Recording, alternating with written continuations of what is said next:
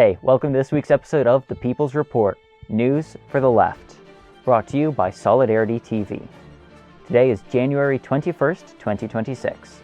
Should your credit card interest rate be capped at 10%? Do you think the ultra-wealthy hold too much political influence? Why are overdose deaths decreasing? After targeting Palestinians for genocide, who is Palantir targeting in the United States? How are ICE detention facilities legitimately operating as death camps? Do you really think that an ICE officer can have a romantic relationship with a woman he kidnapped? Did Israel detonate a nuke under the Negev desert? How else has Israel defied the UN this week? Do you agree with the politicians saying, abolish ICE? Should the FBI be allowed to raid journalists' homes that are investigating them? How much probable cause counts as objectively reasonable for cops to enter your home without a warrant? All these topics and more in tonight's episode of The People's Report. Timestamps are in the episode description.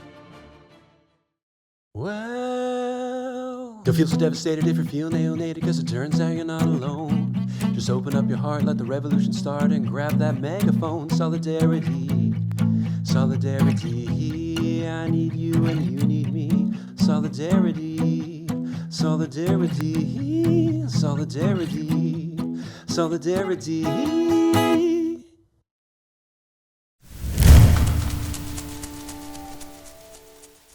JPMorgan's Dimon warns of economic disaster if credit card rate cap is implemented. January 21st, 2026 via Reuters. JPMorgan Chase CEO Jamie Dimon warned on Wednesday that a proposal to cap credit card interest rates would amount to economic disaster, while U.S. President Donald Trump doubled down on the idea and said he was asking Congress to approve the move. Trump, under pressure to address voters' cost of living concerns ahead of this year's congressional elections, called for the cap earlier this month, without detailing how the plan would be implemented. It would remove credit from 80% of Americans, and that is their backup credit, Dimon, longtime chief of JPMorgan, said on Wall Street's most influential banker, said at the World Economic Forum in Davos. Trump reiterated his call to cap interest rates in a separate address on Wednesday at the WEF, an annual gathering of global politicians and business leaders. I'm asking Congress to cap credit card interest rates at 10% for 1 year, Trump said. One of the biggest barriers to saving for a down payment has been surging credit card debt. The profit margin for credit card companies now exceeds 50%, one of the biggest. Banking industry bodies have pushed back strongly against the move, arguing it would limit credit access for everyday consumers. Meanwhile, Wall Street analysts said such a measure would require legislation and has slim odds of passage, with Democrats and Republicans divided over supporting it. I think we should test it, Dimon said. The government can do it. They should force all the banks to do it in 2 states, Vermont and Massachusetts, and see what happens. Though Dimon did not explain why he picked those 2 states, the idea drew laughs from the crowd. Left-leaning Senators Bernie Sanders and Elizabeth Warren, who represent Vermont and Massachusetts respectively, have both advocated for legislation that would cap credit card interest rates. People crying the most will not be the credit card companies. It'll be the restaurants, retailers, travel companies, the schools, the municipalities, because people will miss their water payments, this payment and that payment, Dimon said. Trump, who called on companies to comply by January 20th in a post on his Truth social media platform, blindsided the industry and sent bank stocks tumbling as investors balked at the prospect of one of the sector's most profitable businesses grinding to a halt. The president is asking Congress to pass legislation, so he's not going to try to personally set credit rates. That makes it highly unlikely we'll see a 10% cap put in place anytime soon, said Brian Jacobson, chief economic strategist at Annex Wealth Management. It does give him an opportunity to point the finger at Congress if it doesn't happen. The S&P 500 Banks Index that tracks large cap lenders was last up 1.2% on Wednesday. Credit cards generate strong returns for banks, which charge high rates to compensate for the greater risk of default in card loans, which are unsecured. Major Wall Street banks are pushing back on some of Trump's ideas for lowering the U.S. cost of living ahead of midterm elections and suggesting alternatives in an effort to shape policy, Reuters reported, citing sources. We're going to give them at one point real analysis on the effects of this. We've given some, but not a lot, Dimon said. Last week, JPMorgan Chase's chief financial officer Jeremy Barnum was asked in a post-earnings call if the company would pursue legal action against rate caps. If you wind up with weakly supported directives to radically change our business that aren't justified, you have to assume that everything is on the table, he said. The main consternation here, and this is where the CEO of JPMorgan Chase Bank has a bit of a point worth listening to, is that if banks have to cap their interest at 10% when they're giving out these unsecured loans, that means that the interest rate on these loans, if they don't get paid back, is 10% or lower, which for us, the consumer, the borrower, would be really great. The problem is that the lender is at risk, and I don't really give a shit about the banks, but if the banks feel that they're at risk because so many Americans borrow, and so many Americans use credit and pay for things with credit cards, that if these banks feel that they have a risk of too many people defaulting on their loans and not paying them off, and that their interest payments aren't going to be high enough to cover those costs, in other words, the profits that they make on lending the money are going to be lower than the amount of money that they're not taking back, that they're losing by lending out to people who can't pay it back. If that's going to be so great, that difference at loss, then the banks are simply not going to give out loans. They're going to only be giving these loans out and issuing lines of credit to people who have really, really good credit scores or are wealthy enough to be able to pay it off, guaranteed. Which means that the only people going to be able to secure lines of credit are people who have or who don't need the credit, right? So people like you and me, people who might not be getting a whole lot of money in their paycheck, people who, or people who are bad with money and need to pay bills. Well, I shouldn't say people who are bad with money have to pay bills on credit. That's not necessarily why someone would be paying bills on credit. The people who have to pay bills on credit, people who buy things on credit, etc., aren't going to be issued lines of credit anymore, and they're only going to be able to pay from the money that they have on them at the moment. Is this a good thing? In the long run, maybe it would be helpful to get people off the teat of credit, because of course we have a debt economy, and so many people rely on borrowing money, and too many Americans spend money that they don't have for treats that they don't need. So, maybe socially that would lead to something positive in the long term. But of course, in the very short term, or even just in the regular short term, what that means is that people who don't have the money to pay their bills, pay their electric, pay for groceries, pay for their kids to have clothing, pay for medical, pay for rent, pay for anything else, everyone who relies on credit, people who get paid, I don't know, let's say someone whose rent bill is higher than 50% of their pay, so they have to borrow money after they get paid, pay to the landlord, and they have to buy groceries on credit with the expectation of being able to pay that off next time they get paid, as an example. Those people aren't going to be able to buy groceries anymore, or they're going to have to choose between, do I buy groceries for my family and my kids, or do I pay for rent? Of course, I'm talking purely, I don't want to say purely hypothetical here, but I'm not speaking to or about anyone in particular. And for a lot of people who do credit, and who maybe have credit card debt, or who are worried about not being able to pay back those loans or whatever, it'd be good to cap credit at 10%, cap the interest rate at 10%. And again, I don't really care, and you shouldn't either, if the banks get reduced profits. Obviously, they're all robbers anyway. There's a reason why historically both the Christian faith and also still presently the Muslim faith oppose charging of interest, usury. They feel it's a crime and a sin against God to lend someone money and then charge them for paying it to pay it back. Is a really bad, and predatory behavior. So, reducing the amount of profits that they can make on usury is good, and I understand why so many people would jump at it. And I also know why people like Bernie Sanders and Elizabeth Warren and plenty others are for a decrease in interest rates. Again, it's predatory. The banks prey on the poverty of people. The real solution, of course, is to reduce or eliminate poverty, so that way people do have enough money to pay for all of their necessities rather than having to borrow money to pay for their necessities.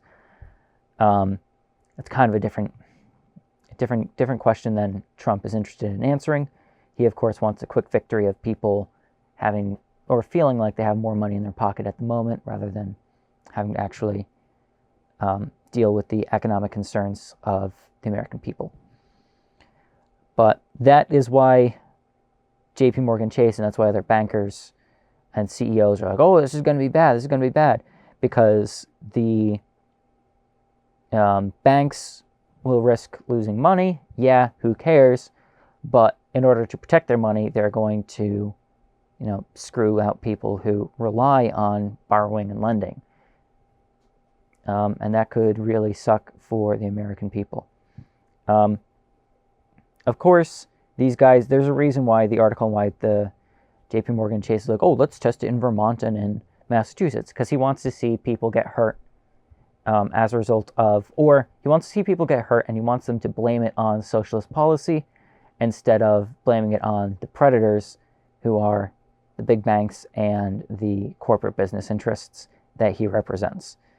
But that is why Trump's plan, as much as it might sound good at first, put into practice might not be the best for the American people. But I'm not a big financial guy. I had to learn all this actually for this, and to look up all that information and find out why JPMorgan Chase feels that that's a bad move for the little guy.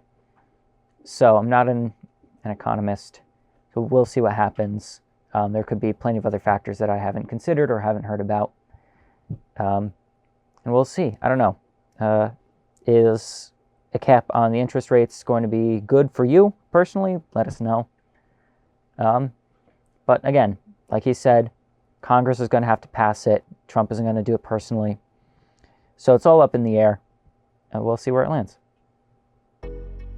Hey, if you're enjoying the show, consider supporting us at solidaritytelevision.org.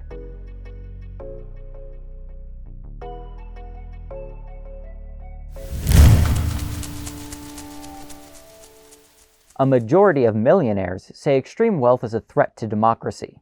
January 20th, 2026, via Fast Company. A majority of millionaires now say that extreme wealth is a threat to democracy, that the ultra-rich buy political influence, and that political leaders should do more to tackle extreme wealth, like increasing taxes. That's according to a new poll from Patriotic Millionaires, a collection of high-net-worth individuals who advocate for more progressive taxes to close the wealth gap. The poll surveyed 3,900 people from G20 countries who have more than $1 million in assets, excluding their homes. Some 62% of millionaires polled say extreme wealth is a threat to democracy, an increase from the 54% who thought so in last year's poll. More than three-quarters say that ultra-wealthy individuals buy political influence. The poll's findings come as billionaires and political leaders convene at the World Economic Forum in Davos to address the world's major issues. But what if the ultra-wealthy themselves are at the center of those problems?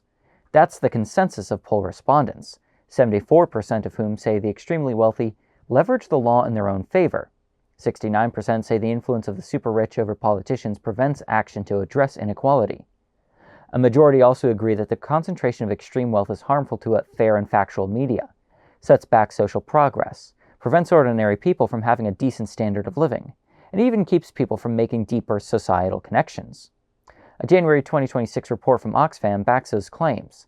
The level of billionaire wealth is higher than at any time in history, Oxfam says, with the 12 richest billionaires holding more wealth than the poorest half of humanity, which includes more than 4 billion people.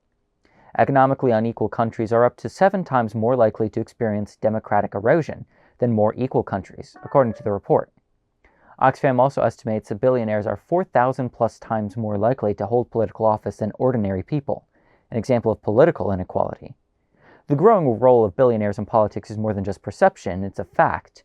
In 2000, the country's wealthiest 100 people donated about 0.25% of the total cost of federal elections, according to the Washington Post. By 2024, they covered 7.5%, even as elections got more expensive. That means every $1 in $13 spent in 2024's national elections was donated by a handful of the country's richest people, the outlet wrote. This week alone, Elon Musk donated $10 million to a pro-Trump candidate running in the Kentucky Senate race. Even millionaires want to see this influence reined in. According to the Patriotic Millionaires poll, a vast majority of respondents, or 82%, advocate for a limit to how much money politicians and political parties can receive from individuals. Some 65% of respondents say they are in favor of an increased tax on the very wealthy to reduce inequality, fund public services, and address the cost of living crisis. I know it sounds a little glib for these millionaires to say, oh, we got to tax the rich. And it might seem, I know to some, because I've heard this from regular people, it seems, oh, well, it's awfully comfortable for them to say, we got to increase taxes when they have so much money. But these guys are absolutely right that the ultra wealthy have way too much political influence, and the wealth gap between us and the millionaires, and the wealth gap between the millionaires and the billionaires, is huge. It's huge. For every dollar that a millionaire has, a billionaire has $1,000. They have literally 1,000 times more money. That's the same difference between $1. I mean, it's obviously the same difference between having $1 and having $1,000. So, the millionaires, yeah, they have a lot of money. But the billionaires have so much, have literally government buying money. A millionaire, a very successful actor, can buy a really nice mansion, a bunch of cars. A low-tier billionaire can buy a senator, can buy a country, can buy a private island and traffic children there and pretty much get away with it, right? And elections are won, 90% of elections are won by the candidate who raises the most money.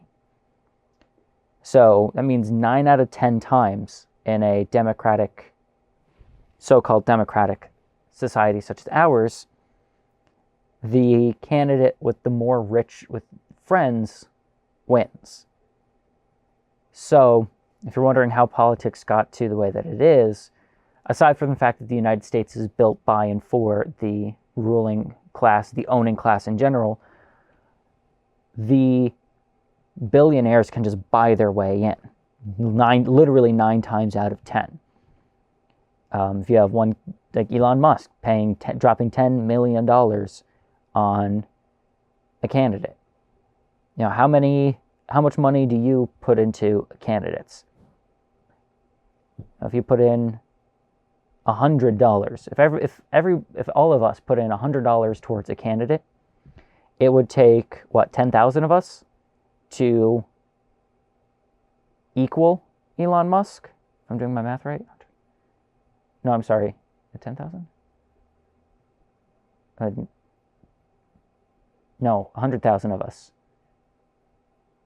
Yeah, 100,000 of us to equal Elon Musk's contribution. That's insane. And, most people don't contribute to political candidates. I mean, who's out there giving, $100 to, political candidates every single election? Too many elections in this country. I don't know. It's always campaign season, I feel like.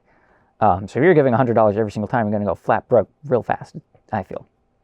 It's not an anti-election, it's not an anti-democratic comment. That's just complaining about seeing ads and billboards and yard signs every single day of my life.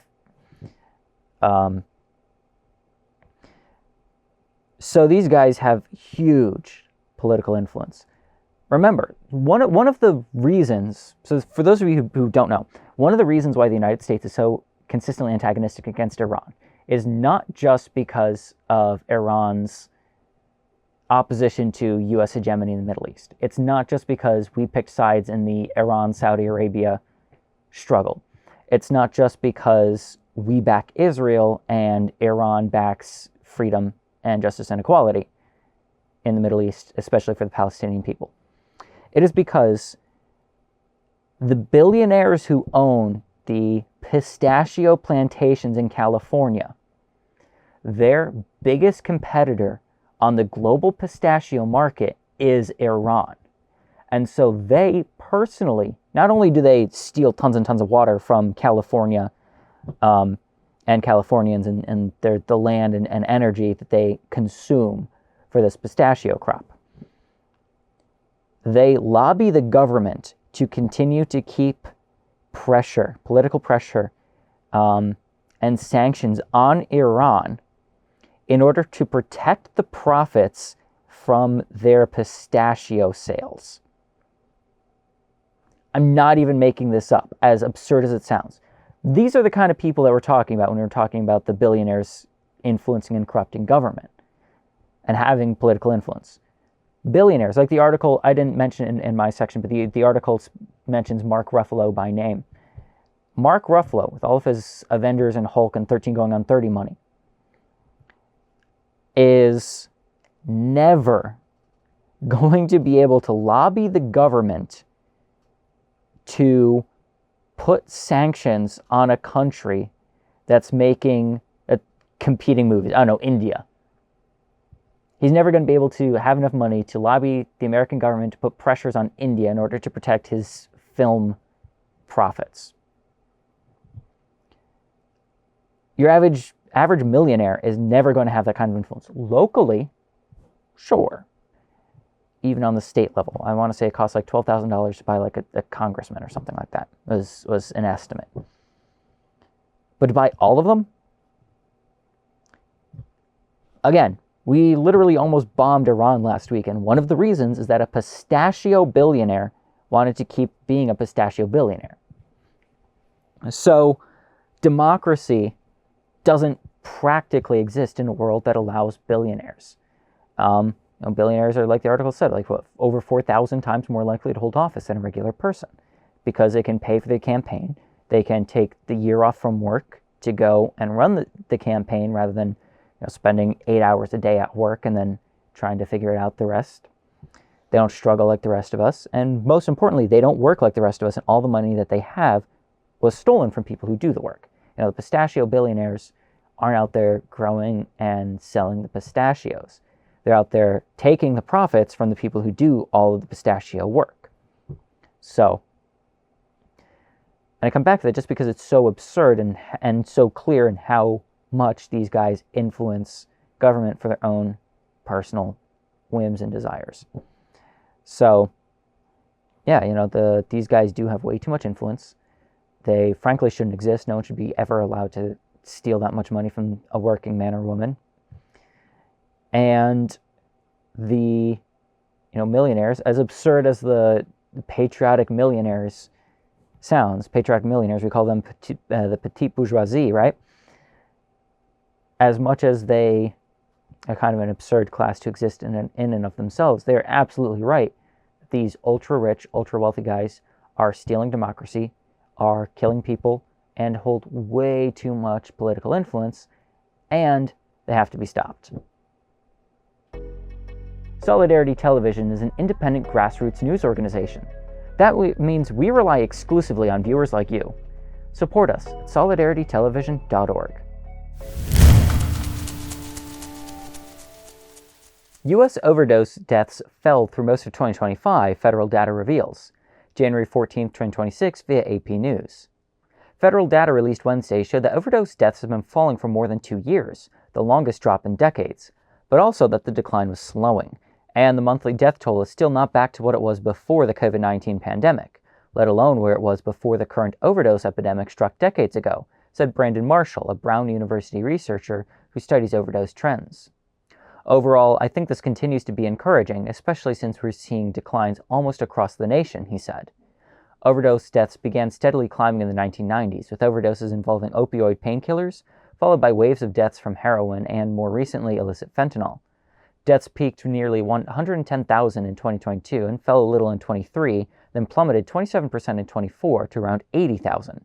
That is the largest one-year decline ever recorded. CDC officials reported that deaths were down in all states except Arizona, Hawaii, Kansas, New Mexico, and North Dakota. But they noted it's likely that not all overdose deaths have been reported yet in every state, and additional data in the future might affect that state count. Researchers cannot yet say with confidence why deaths have gone down. Experts have offered multiple possible explanations: increased availability of the overdose-reversing drug naloxone, expanded addiction treatment, shifts in how people use drugs, and the growing impact of billions of dollars in opioid lawsuit settlement money. Some also point to research that suggests the number of people likely to overdose has been shrinking, as fewer teens take up drugs and many illicit drug users have died. In a paper published last week in the Journal of Science, University of Maryland researchers point to the drug supply. They say regulatory changes in China a few years ago appear to have diminished the availability of precursor chemicals used to make fentanyl. Their argument is based partly on information from the U.S. Drug Enforcement Administration, which last year reported that the purity and dangerous potency of the fentanyl rose early in the COVID-19 pandemic but fell after 2022. It suggests it became harder to make fentanyl and its potency was diluted. The paper drew inspiration from a team of University of Pittsburgh researchers, who earlier concluded that regulatory changes in China concerning the drug carfentanil were an important explanation for a dip in U.S. overdose deaths in 2018. Those same Pittsburgh researchers, Dr. Donald Burke and Dr. Hawai Jalal, are now focused on another theory for what's happened to overdose deaths. In a paper published last week in the International Journal of Drug Policy, they say overdose trends may be at least partially tied to federal stimulus checks sent out during the COVID-19 pandemic. The researchers tracked the 3 rounds of pandemic stimulus payments to U.S. households in 2020 and 2021 and saw surges in overdose deaths after each one. That money alleviated economic hardship for many families, but some of it also helped people pay for illicit drugs, Pittsburgh researchers say.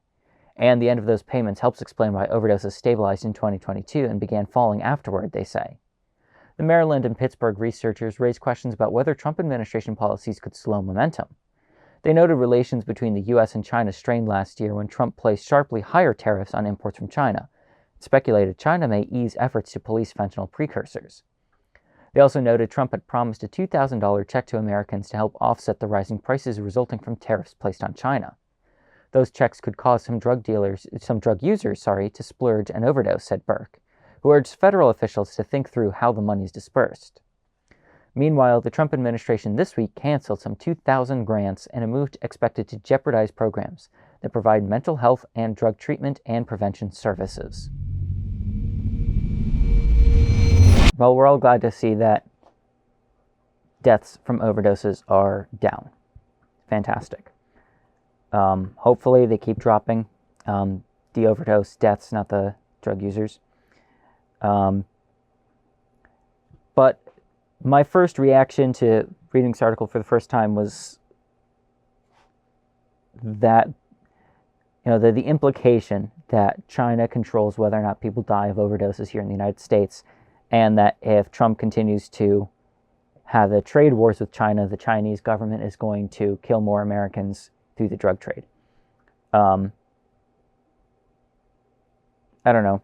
I'm sure just me saying it in exactly those terms puts it into perspective for you of how weird and absurd that is.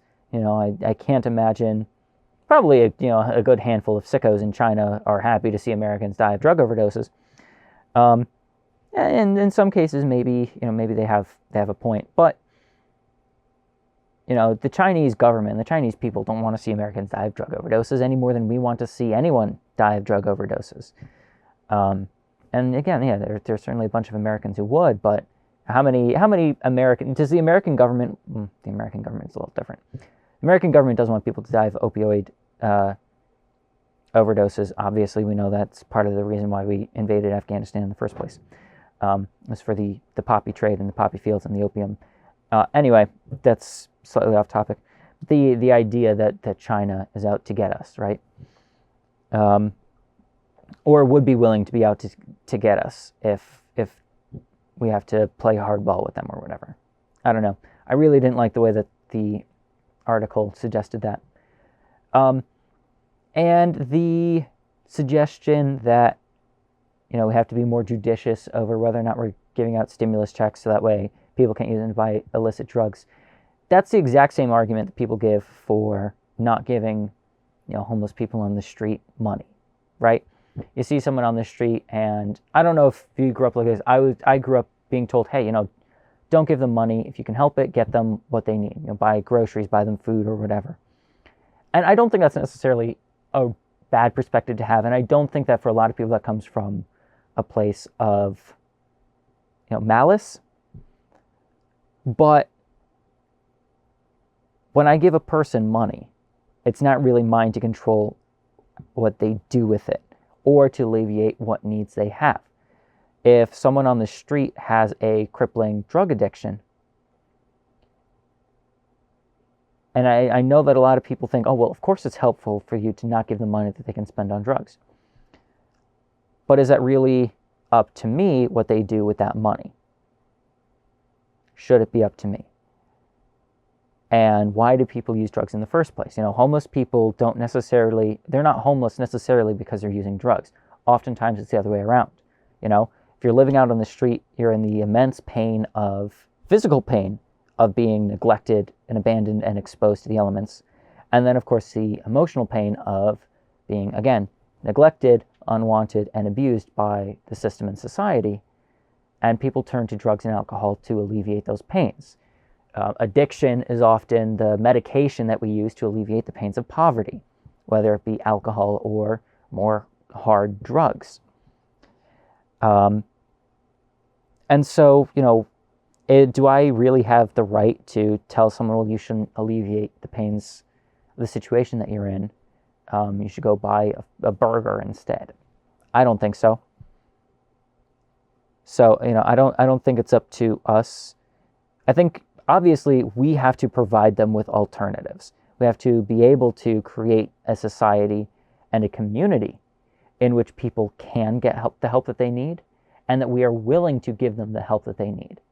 But we can't give them what they need if we're going to nanny and baby everybody who's on the street. And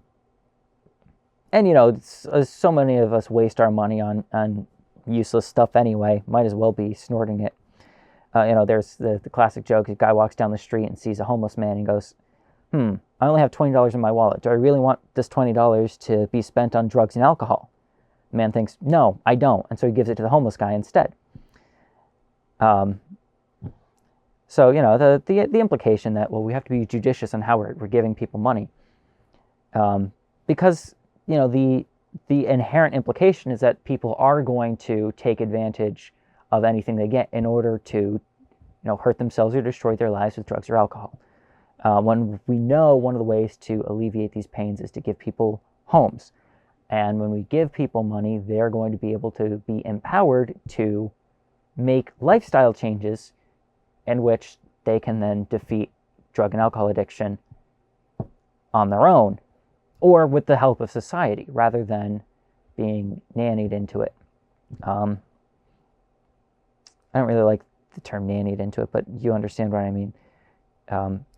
Your church preacher isn't going to be able to get anyone off drugs by scolding them, is what I'm saying.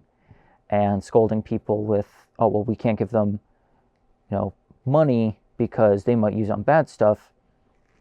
It's just not our place to do or to say, I think. I don't think that necessarily giving out stimulus checks was, during the pandemic was helpful. I don't think, now, I don't know, I always have the problem with stimulus checks of, how much of that is going to go to me versus how much of that is just going to go straight to my landlord kind of thing. That's a different conversation. But we need to actually tackle the systemic issues that cause and inflame drug addiction and that causes people to overdose, and not just scold people for having addictions. Addictions are not a moral failing. They're a physical problem. You don't criticize someone for limping if they have a broken leg. You don't say, oh, walk normally, walk like an adult. Or I'm not going to give them a crutch. They need to learn how to walk on their own. It's a physical ailment that people are suffering from, and one that's really hard to overcome. And so it's just not right for us to, spend all of our time worrying about whether or not people are going to be abusing drugs or solving problems or increasing their problems through self-harm behaviors when we're also not doing anything to alleviate the pressures and the material conditions that drive people to drink, to drive people to use drugs. How many people come back from war with, chronic pain from injuries or whatever, and they get hooked on opioids to alleviate the pain? Or we'll even use a better example, someone who gets hurt in an industrial accident and then can't get opioids anymore and switches to heroin because it's on the street and it's what they can get.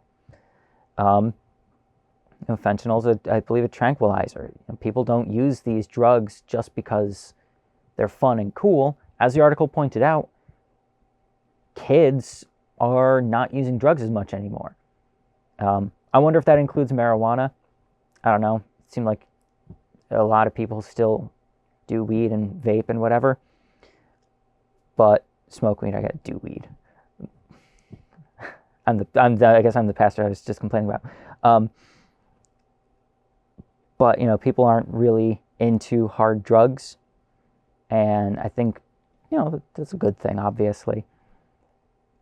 But I think it goes to show that people aren't getting into drugs and addiction through recreation. They're not doing it for fun. Your average person up in Kensington who's on fentanyl didn't start doing drugs because they thought, I'm bored today, or I think this would be really fun, or I want to look like all my other friends who are, addicted and with all these problems. No, it alleviates the pains of poverty, the pains of their material conditions, the pains of being neglected and abused by the state and society. If we want them to not alleviate those pains through drugs, we have to alleviate the abuses from the state and society. Did you know the People's Report is produced for audio and visual platforms? Stay informed by subscribing to us on YouTube or anywhere you listen to podcasts.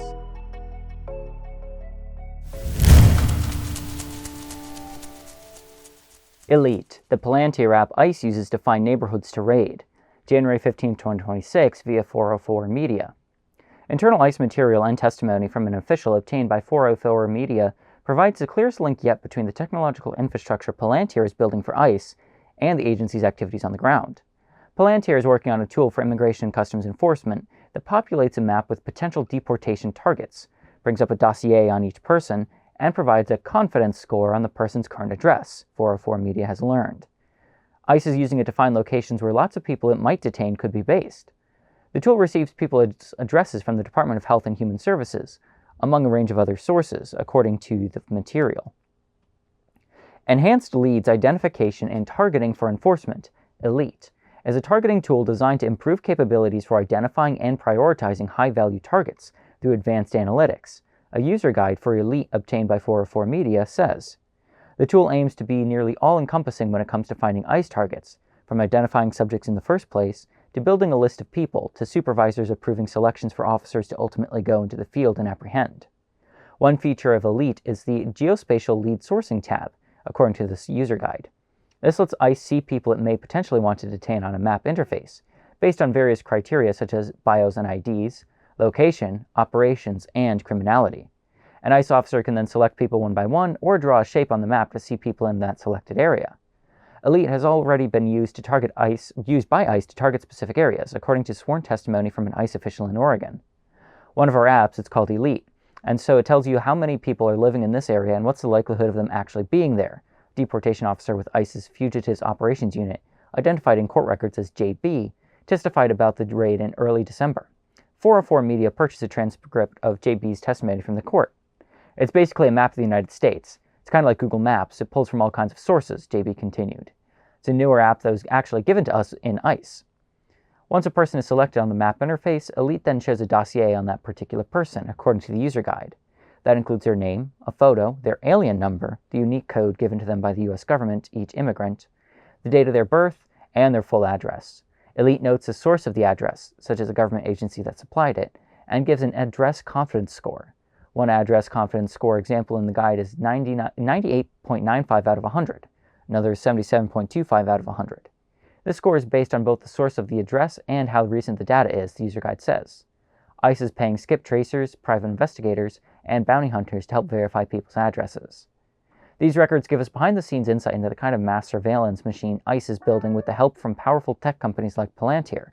Laura Rivera, senior staff attorney at Justice Futures Law, told 404 Media. When combined with what we know from ICE testimony and other public information, it gives us a blueprint into how ICE is going into communities and identifying people for arrest in real time. Senator Ron Wyden, who represents Oregon, where Elite was discussed, told 404 Media in a statement, "The fact that ICE is using this app proves the completely indiscriminate nature of the agency's aggressive and violent incursions into our communities. This app allows ICE to find the closest person to arrest and disappear, using government and commercial data, with the help of Palantir and Trump's Big Brother databases. It makes a mockery of the idea that ICE is trying to make our country safer. Rather, agents are reportedly picking people to deport from our country the same way you'd choose the nearest coffee shop." The Elite User Guide does not say who developed the system, but the tool's distinctive title, Enhanced Leads Identification Targeting for Enforcement, exactly matches one included in an addendum to a Palantir contract from last year. It says Palantir should continue configuration and engineering services for Elite and some other ICE tools. That supplemental agreement for $29.9 million started in September and is planned to go on for at least a year. Palantir has worked with ICE for years and is focused on criminal investigations, supporting Homeland Security investigations and investigative case management system. That changed in the second Trump administration, with Palantir now working on ICE's deportation efforts. I've probably said this every single time we've had a Palantir article, and if I haven't, sorry. I hate that they call it Palantir. I hate it so much. These chuds who don't care about literature or art or humanity or anything just constantly abuse the Tolkien mythos, the legendarium, in order to, show off to each other and be cool. And, it's the... whatever. This is not the article to have that conversation, and none of it is. But I hate it so much, and it sucks, and you should too. You should really hate it. It's bullshit. Anyway, Palantir, as we know from previous articles, or if this is your first time hearing it, has been a company employed by Israel and the IDF in order to help them select targets in Gaza and throughout Palestine in general, probably also in Lebanon. So the targeting systems that they are developing, I have to imagine this elite one in particular, have been trained on Palestinians. Again, it's one of the reasons why the United States and Israel have their special relationship, or whatever you want to call it. It's because the Palestinian people are live test subjects for American R&D for weapons and surveillance. So whenever they want to test a new bomb, or whenever they want to test a new surveillance program, they develop it or let Israel develop it, and then they test it on the Palestinians, whether it be the Ginsu bomb or this tracking software. And now that they have it, now that's ready to go, they can unleash it on the American public. That's all there is to it. It's programmed to, this dragnet, just grab anybody, in the area that a computer has determined is up for grabs. Again, these algorithmic machines, these are not humans making decisions. And thus, I think it was an old IBM slogan, thus no human can be held responsible. They are creating programs to direct the Gestapo to snatch people off the streets pretty much at random. And these programs were developed by or with the IDF and their genocidal campaign against the Palestinian people. So, whether or not ICE agents are directly sent to Israel, or whether or not IDF soldiers are brought to the United States to train ICE agents, or whether or not these guys are using their militant curriculum in order to have more effective and more lethal and violent policing in America, whether these guys are just angry racists toting guns, brutalizing brown people at whim, all of which they learned, of course, or are behaviors reflected by the IDF. They are all using programs that were developed through genocide in order to make surveillance and policing and immigration enforcement more violent and effective in the United States. Of course, a lot of people seem to think that, well, if they're not an immigrant, if they're not an illegal immigrant, if they're not a criminally illegal immigrant, they don't have to worry about it. It's not about them. Not true. Of course, it's about you. It's your neighbors, your friends, your coworkers, people who live in your community. It's always about you because no man is an island. You live in a society, and therefore you are in part responsible for what goes on in that society.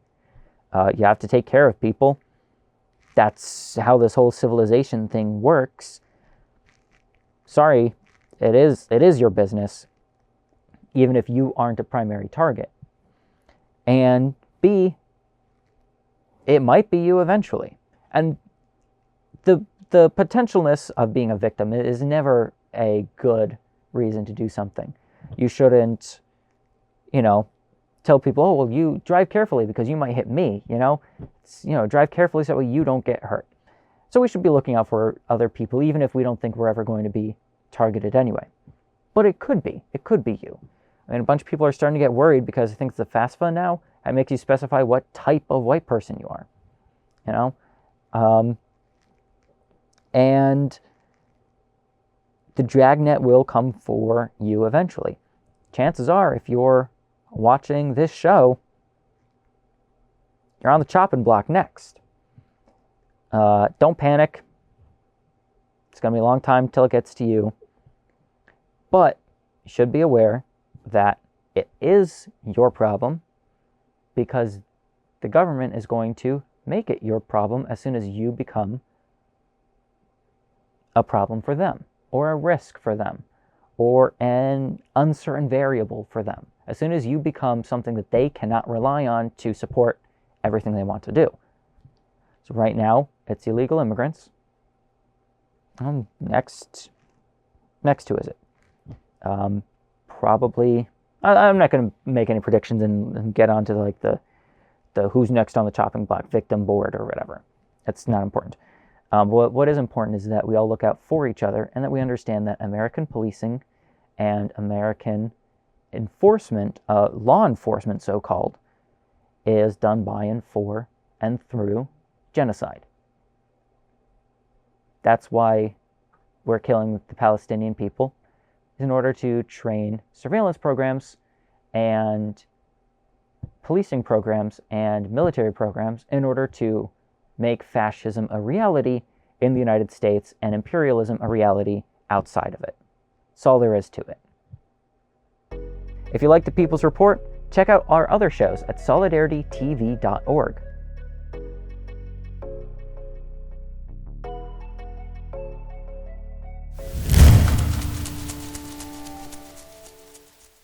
Investigation demanded as ICE reports third death at Texas Detention Center in 44 days. January 19, 2026, via Common Dreams. Victor Manuel Diaz, 36, was detained by U.S. Customs and Immigration Enforcement officers in Minneapolis, where ICE has been carrying out violent immigration arrests, cracking down on dissent, and where one officer fatally shot a legal observer earlier this month. He was one of roughly 2,903 detainees being held at Camp East, Montana, at Fort Bliss U.S. Army Base, one of the largest ICE detention centers in the country, on January 14th when contract security workers found him unconscious and unresponsive in his cell. He was later pronounced dead, and ICE released a statement saying he died of presumed suicide, but officials are still investigating his cause of death. Diaz's death comes days after it was reported that a medical examiner in Texas was planning on classifying another death reported at Camp East, Montana, that of Geraldo Lunas Campos, as a homicide. A doctor said Lunas Campos' preliminary cause of death in early January was asphyxia due to neck and chest compression. An eyewitness said he had seen several guards in a struggle with the 55-year-old Cuban immigrant, and then saw guards choking Lunas Campos. A month prior of Lunas Campos' death, 49-year-old Guatemalan immigrant Francisco Gaspar Andres died at a nearby hospital. He was a detainee at Camp East, Montana. ICE said medical staff attributed his death to natural liver and kidney failure. Minnesota Lieutenant Governor Peggy Flanagan called for a complete and transparent investigation into what happened to Diaz after his death was announced on Sunday. "We deserve answers," said Flanagan. U.S. Representative Veronica Escobar of Texas, who last year expressed concern about the U.S. government's deal with a small private business, Acquisition Logistics LLC, to run Camp East Montana, said the detention center must be shut down immediately, warning that 2 deaths in 1 month means conditions are worsening. After the administration awarded a $1.2 billion contract to Acquisition Logistics to build and operate the camp, lawmakers and legal experts raised questions about the decision, considering the small company had no listed experience running detention centers, its headquarters was listed as a Virginia residential address, and the president and CEO of the company did not respond to media inquiries. "It's far too easy for standards to slip," Escobar told PBS NewsHour after touring the facility. "Private facilities far too frequently operate with a profit margin in mind, as opposed to a governmental facility." In September, ICE's own inspectors found at least 60 violations of federal standards, with employees failing to treat and monitor detainees' medical conditions, and the center lacking safety procedures and methods for detainees to contact their lawyers. Across all of ICE's detention facilities, 2025 is the deadliest year for immigrant detainees in more than 2 decades, with 32 people dying in the agency's centers. After Diaz's death was reported Sunday, former National Nurses United Communications advisor Charles Edelson said the ICE detention centers are functioning like death camps. It is absolutely horrible that 2025 was the deadliest year for immigration detention in decades. It's unconscionable, and it should be universally unacceptable. Clearly, ICE is not doing anything, we'll say, lawful. We'll be generous, and for this first minute or two, pretend that immigration and customs enforcement, specifically immigration, has any sort of value whatsoever. Clearly, they are not doing a very good job of protecting people, that they have detained, or of not being murderous psychopaths. Now, of course, we here on the show do not believe that immigration is a problem, illegal or otherwise. But if we were to pretend to, it is undeniable that ICE is going far beyond the scope of what they are expected to be doing. No, realistically, ICE is doing exactly what we expect them to be doing, brutalizing minorities for the sake of the white establishment. Of course, that's exactly what they're supposed to be doing. That's why they were created. And this is why, despite having ample opportunity, the Democrats haven't really opposed ICE either. The 2025 is the deadliest year for immigrants, or for people in immigration detention. That's only made possible by the Democrats. And I don't just mean that in the sense that, the Democrats didn't do anything to stop it in the first place. I mean in the sense that this is what Kamala Harris ran on, and her complete disregard for the American public and their demand to end the genocide in Palestine cost her the election and directly led to Trump and his cronies getting elected in order to brutalize minorities, while Kamala Harris goes off and writes a book and does whatever it is she does, which is, and never has been, caring about the American people. So, and neither do the rest of the Democrats, because with like 3 exceptions, none of them are standing up to do anything about it. They're tweeting at best. So, obviously, this is why ICE has been allowed to and has been doing what it does, because the Democrats let them, and because the Republicans want them to. And again, for clarification, when I say Democrats and Republicans, I mean people in power and lawmakers. I don't necessarily mean people in the streets. Yes, lots of Republican voters wanted this outcome, and yes, lots of Democrat voters did not. But that's not how it works here. Voters don't have power in the United States. Oligarchs do. And so people like these private prisons that are running these ICE detention centers are making money on it. They're not taking care of prisoners. They're not giving them adequate medical attention. They're not giving them, water, like we saw not too long ago, where they just straight up killed a guy by shutting off his water. And I believe that was a regular prison. I don't think he was in ICE detention. But this is the kind of stuff that private prisons are allowed to get away with, private prison contractors, because they're in it for their bottom line. They want to make a profit, and caring for people is an expensive task. We know this. You know, if you've ever had to help someone in a nursing home, whether it be, you know, a grandparent or you as an employee, you know it's expensive to take care of people. It costs a lot of money. And so if you're going for profits, then either you have to charge the government a lot or neglect the prisoners. Usually it's both, because the government doesn't care about the prisoners either, especially when they are undesirable minorities, which is exactly what the ICE dragnet is trying to pick up.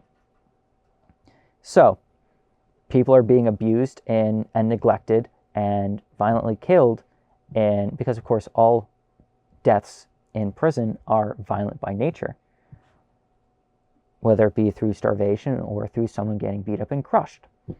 So ICE is killing people, and their private prisons that they run are killing people, and nothing's really being done about it. Not yet, anyway. But to change gears slightly just for a moment, it is absolutely absurd that we would entrust anyone in this country to a private for-profit prison. How that doesn't ring more alarm bells for people. How we have American citizens who don't hear private for-profit prison and think, oh my God, we can't allow this, is beyond me. Because any prison system designed to make money off imprisoning people is going to find a way to imprison people regardless of whether or not they deserve it. Now, I don't think we need prisons. There's a lot of people who are involved in prison abolition who are going to, and would be more than happy to tell you all there is you want to know about the abolition of prison. But even if we have differing views on that, on the necessity of the idea of a prison, the fact that A, we have a justice system which is not interested in providing justice, it's interested in providing punishment, and B, we have for-profit prisons that detain people and inter people in order to make money, shows that they're going to get anybody they can in order to make money. And for those of you who might not be familiar, go look up the Kids for Cash scandal that took place in Pennsylvania a few years ago, I want to say maybe a decade ago, in which I believe they were federal judges. They might have been state or county judges, but I think they were federal judges. In any case, judges were sending children to prison, to for-profit prisons, for very minor offenses, in order to get kickbacks from the profits that those prisons made. So, as long as parts of our justice system are privatized and run for profit rather than for the people, we're going to have corruption. Just like we talked about with the billionaires in politics. If you have prison magnates who are running prisons for profit, of course they're going to be behind things like mass deportations, or just grabbing any random person off the street, whether they be American or not, in order to throw them in prison, because then they get paid for it. And that's also exactly how the ICE agents work. They are basically mercenaries who are getting paid to disappear people and send them to private prisons where they can make more money. It's the prison industrial complex, for-profit enterprise that is deep with corruption and pollutes and corrupts any semblance of justice in the United States. I cannot even emphasize through reiteration how appalling it should be to have prisons that operate for profit. It's psychotic. And much like, if you go to prison, you can lose your voting rights. So if you don't want people to vote, you throw them in prison. Very similar thing. You can just commit abuses against the public, throw random people in prison for imagined slights in order to make a profit for private billionaires. This week's book recommendation is The State and Revolution by Vladimir Lenin. This book is Lenin's treatise on the societal role of the state and how revolution can bring about the next stage of governed society, the dictatorship of the proletariat. Ex-ICE officer pleads guilty to sexually abusing immigrant in custody. January 2nd, 2026 via The Independent. A former detention officer at an immigration and customs enforcement facility in Louisiana has pleaded guilty to sexually abusing a Nicaraguan woman over several months while she was imprisoned. Federal prosecutors called it a romantic relationship. David Corvell, 56, entered a guilty plea in a federal court on Monday. He was charged with a single count of sexual abuse of a ward or individual in federal custody, which carries a maximum prison sentence of 15 years in prison and a fine of up to $250,000. According to court documents, Corvell worked as a contract detention officer at the South Louisiana ICE Processing Center between January 1st and July 30th. The facility is operated by private prison contractor Geo Group Incorporated, ICE's largest contractor. In May, Corvell and the victim participated in sexual contact on multiple occasions, and Corvell smuggled gifts such as food, jewelry, letters, and pictures of the woman's daughter, according to prosecutors. Corvell arranged for lookouts to avoid detection, according to prosecutors. Staff at the facility spotted the pair coming out of a janitorial closet in July, and officials immediately transferred Corvell to a different unit. He resigned from his position later that month. He initially denied his relationship during a September interview with investigators from the ICE Office of the Inspector General, but confessed about half an hour into the interview, prosecutors wrote. Corvell was released on a $10,000 bond, and his sentencing date is scheduled for April 10th. More than 65,000 people are currently detained inside ICE facilities across the country, according to the Transactional Records Access Clearinghouse at Syracuse University. The case against Corvell arrived weeks after a coalition of civil rights groups filed federal complaints against the facility on behalf of one woman and 3 transgender detainees who alleged rampant sexual abuse, harassment, forced labor, retaliation, and denial of medical care between 2023 and 2025. The complaint alleged that a former assistant warden, prison officers, and ICE employees engaged in abuse, including instances of sexual assault, forcible touching, groping, denial of seizure medication, and retaliatory solitary confinement. Reports of abuse and neglect inside ICE facilities across the country have exploded in the months after Donald Trump launched his nationwide mass deportation campaign. A series of sworn testimonials from detainees at the largest ICE facility in the country alleged deteriorating conditions and routine beatings at the military complex in Texas that have left several people hospitalized, including detainees whose testicles were firmly crushed by guards.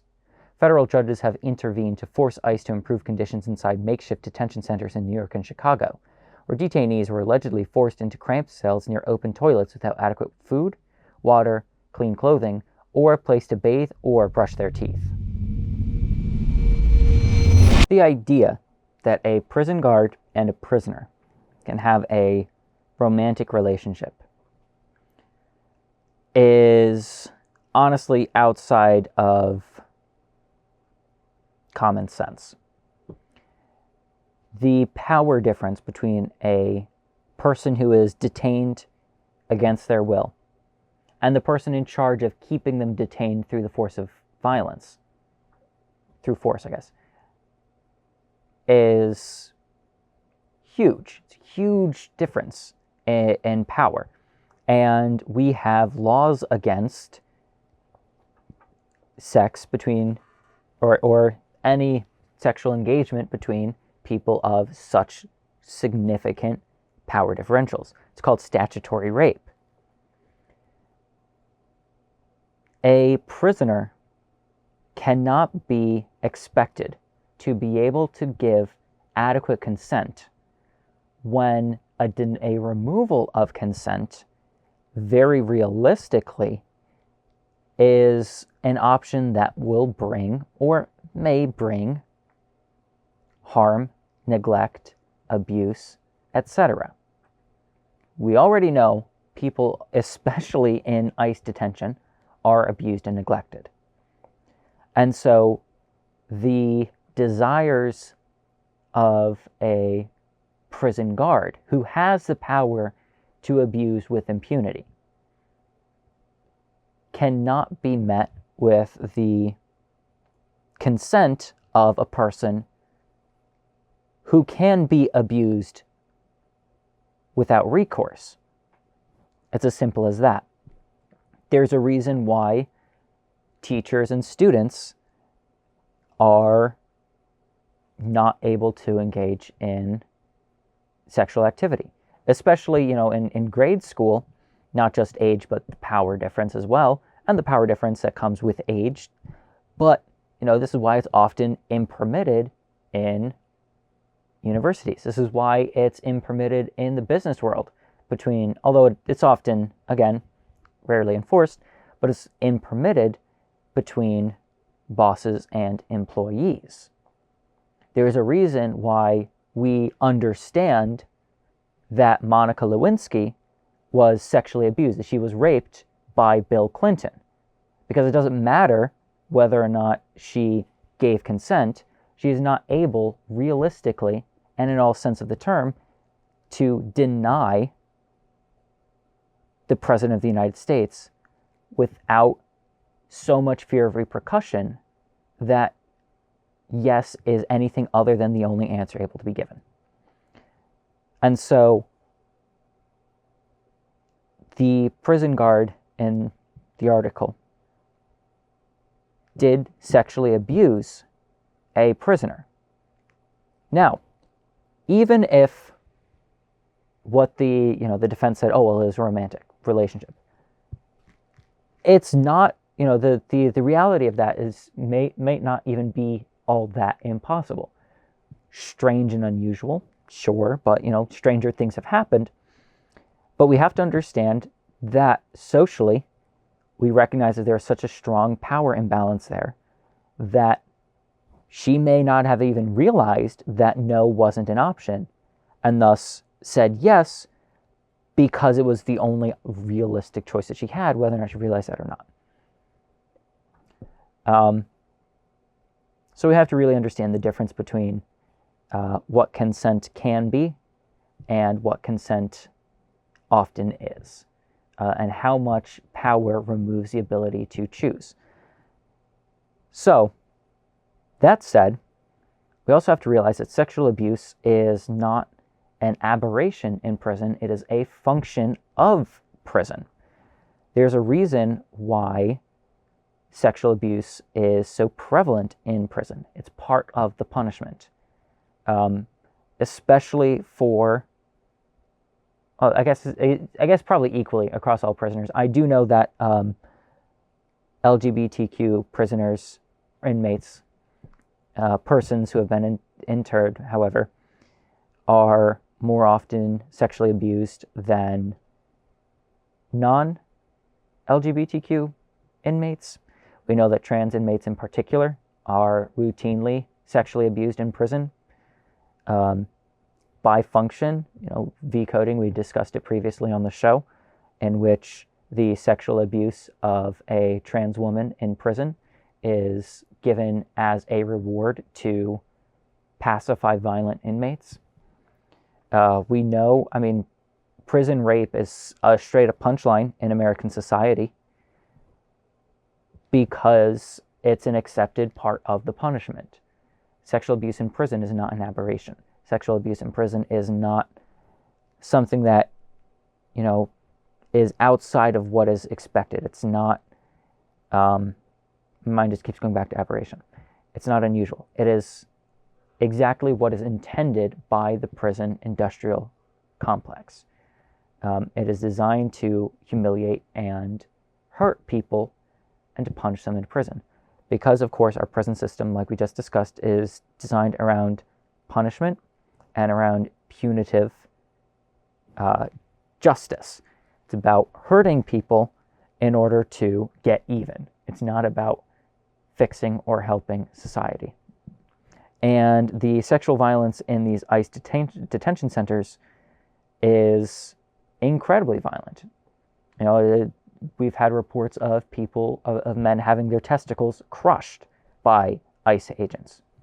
No one's surprised. ICE agents are animals and, should be dealt with accordingly. But they're also, abusing women as well, which is, again, unsurprising for people who are there to reinforce such a, the patriarchal, white supremacist American state. And it should not be in any way, shape, or form considered acceptable or accepted at all.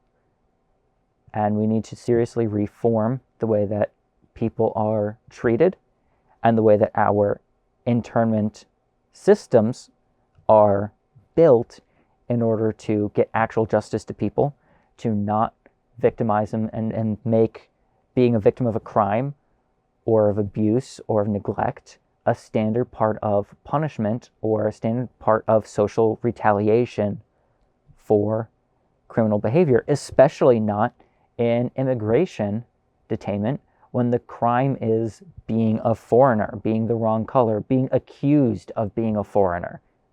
Because, we know how many Native American people are getting picked up, how many legal immigrants, how many asylum seekers, how many U.S. citizens, natural-born U.S. citizens are being picked up and abused.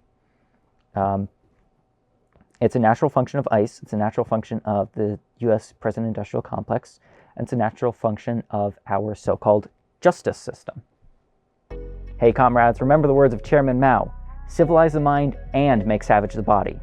If it makes sense for you, get a jump rope or improvise one and jump that rope for at least 15 minutes a day. Earthquake, drill, or something more. 4.2 quake near Israel's nuclear nerve center sparks nuke test buzz. January 15, 2026 via money control. At exactly 9 a.m. on Thursday, residents across southern Israel felt the earth move beneath their feet. In the arid expanse of the Negev desert, daily routines were abruptly interrupted as warning sirens began to sound and buildings trembled for a brief moment. The timing could not have been more unsettling. West Asia is already on edge, with Israel and Iran locked in a sharp escalation of rhetoric and threats. The earthquake measured 4.2 on the Richter scale. Its intensity and short duration immediately drew attention because it coincided with a pre-planned nationwide emergency preparedness drill in schools. For many, the overlap between a real tremor and a simulated crisis added to the sense of alarm. Although the epicenter lay in southern Israel, the shaking was not confined to the Negev. Residents reported feeling the tremors across central Israel and even in areas north of the capital, Jerusalem. Sirens were triggered well beyond the desert region, amplifying confusion before authorities clarified that a real seismic event had taken place. Seismological agencies described the quake as shallow. The European Mediterranean Seismological Center said it occurred at a depth of about 10 kilometers beneath the surface. The Israeli Geological Society placed the epicenter near Dimona. The Dead Sea region lies along the Syrian-African Rift, as known for periodic mild to moderate earthquakes. Yet this particular tremor quickly sparked speculation because of where it struck. Dimona is home to Israel's most sensitive strategic installation, the Shimon Peres Negev Nuclear Research Center. The Negev is sparsely populated but strategically critical. Alongside military zones and Bedouin communities, it hosts the Dimona Nuclear Complex, a facility built in the late 1950s that is believed to house a heavy water reactor and reprocessing plants. Israel has never acknowledged possessing nuclear weapons, maintaining a policy of strategic ambiguity. Israel is not a signatory to the Nuclear Non-Proliferation Treaty and does not allow international inspections at Dimona. Analysts widely believe the country has produced plutonium and assembled nuclear warheads since the 1960s. Recent satellite imagery has shown fresh construction at the site, prompting debate among experts about possible upgrades, though details remain tightly guarded. The brevity of Thursday's quake added another layer of intrigue. A magnitude 4.2 earthquake at shallow depth would typically be expected to cause more disruption. Instead, the shaking lasted only seconds. No injuries or damage were reported. Adding to the unusual sequence of events was the emergency drill already underway. A local municipality said, by coincidence, a major earthquake drill that was scheduled this morning in Ramat Beit Shemesh D as part of the National Emergency Preparedness Week. Just minutes before the exercise began, a real earthquake, magnitude 3.9, originating from the Dead Sea, was felt across many cities, including Beit Shemesh. For now, Israeli authorities insist the tremor was natural, part of the region's seismic history. A resident of Beit Shemesh told Ynet he felt it for maybe 2 seconds, but it was unmistakable. Official statements emphasize that the earthquake originated near the Dead Sea and caused no harm. Yet, the convergence of timing, location, and geopolitical strain has ensured the questions will linger. Was it simply an unfortunate coincidence that a real quake struck during a nationwide drill? Or did the shallow, short-lived tremor near Israel's most secretive site carry a message aimed beyond its borders? With the region already bracing for further escalation, Thursday morning's shake has become more than a geological footnote. It has turned into another symbol of how fragile and charged a moment in West Asia has become. I'm not a big fan of the way that the full article treats the situation in West Asia, although I do give them props for referring to the Middle East as West Asia rather than the Middle East. The Middle East is kind of an Orientalist, outdated term. I've used it many times on the show, and I will continue to because it's what people are familiar with. But I do give them props for referring to it as West Asia. Cool. But I don't like the way that they consider the situation in West Asia to be, just now hot. Was their exact wording. How fragile and charged the moment in West Asia has become. And they say it as if this is a natural state of things and not, deliberate moves on the behalf of Israel and the United States. Of course, one and the same, with Israel being the puppet of the United States, its actor, its garrison in the Middle East. These things don't just happen. The Middle East isn't the way that it is by happenstance. It doesn't just become this way. Nobody woke up and the Middle East was like this. It was deliberately created to be like this, to create instability and risk and danger to the native peoples on behalf of Western Empire. The nuclear proliferation of Israel is definitely part of that. Now, of course, we've known that Israel has had nukes for a while. I believe they've even admitted it, although not on any official formal government terms. So, Israel having nukes is the open secret of the world. Everybody knows it. We're all pretty sure that they detonated a nuke back in, I want to say the 60s, maybe it was the 80s, in a joint exercise with apartheid South Africa, whose only real allies in the world were former Rhodesia, which is of course now Zimbabwe, because the racists lost, and Israel. Again, unsurprising that the racist genocidal apartheid state would be allied with the other two racist genocidal apartheid states, and that they would build nukes alongside them. It would be very disappointing to know for sure that this earthquake was a nuclear explosion. Of course, we don't know. I am inclined to say that I feel pretty comfortable saying, yeah, it was probably a nuclear test of some regard. But we don't know. It might not have been. So just to clarify, we do not know that it was actually a nuclear weapon at this time. But it's a shame because the only nukes I want to see going off in Israel are being dropped by Iran. And the full article suggests stuff about Iran and their nuclear program, about how, Iran claims that it's only for civilian use. Here's the thing, and here's what the pundits and the politicians mostly all know and will refuse to say. Iran doesn't want to build nuclear weapons. If they did, they would have. They would already have nuclear weapons, but they don't.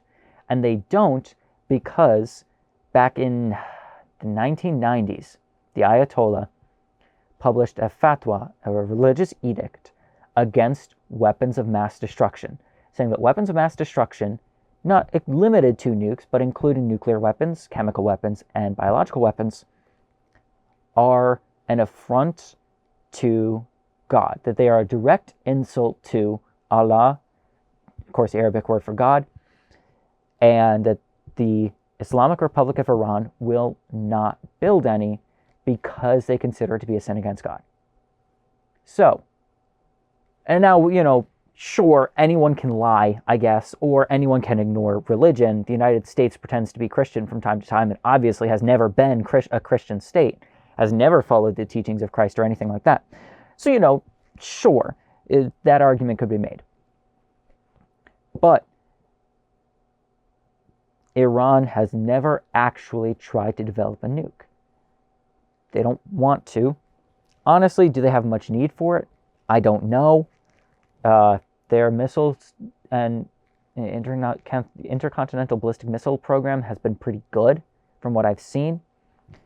12-day war, they had Israel begging for them to stop. They blew through all their munitions and all their anti-rocket munitions and couldn't stop Iran. Unfortunately, Iran stopped bombing Israel, but those days will come again, inshallah. But they're not building a nuke. And one of the more interesting scenes from the recent protests in Iran is seeing people in the streets protesting the government for not building a nuke and demanding that Iran build a nuclear missile in order to fight or to defend themselves from Western imperialism. That would be nice. I think they should do it, but I'm not really big on nuclear proliferation. But I do think that perhaps Ansarallah should have a nuke also. I think they should get 2. I don't know. See what happens. Israel should be nuclear disarmed. Israel should be disarmed and dissolved entirely. Take away all their weapons, and just erase the country. But that's a slightly different conversation. But the problems in the Middle East are not just happenstance. It's not just some struggle between Iran and Israel. It's a struggle between U.S. imperialism and the local ambitions, but also the local people's right to decide for themselves what's going on. The United States should not be interfering, and the Israel should not be developing nuclear weapons, because just like the Iron Dome and all of their other weapons, they are designed expressly to oppress and destroy the native Palestinian peoples and the native Arab peoples in the region. Israel is a genocidal apartheid state built on ethnic cleansing and genocide. Israel cannot exist without genocide and ethnic cleansing, which sets it apart from almost every other country involved in conflict at the moment. Iran is not doing ethnic cleansing or genocide, but, and it still exists. If Israel were not doing ethnic cleansing and genocide, it would not exist. So this is why they're getting a nuke, or why they have a nuke. This is why I personally presume that they detonated one in order to spook everybody, to remind them that, oh, we're powerful enough. But of course, there's America's little pet. So no one's going to do anything about it, which is a real shame, but maybe someday. Hey, it would mean a lot if you joined our Patreon at solidaritytelevision.org.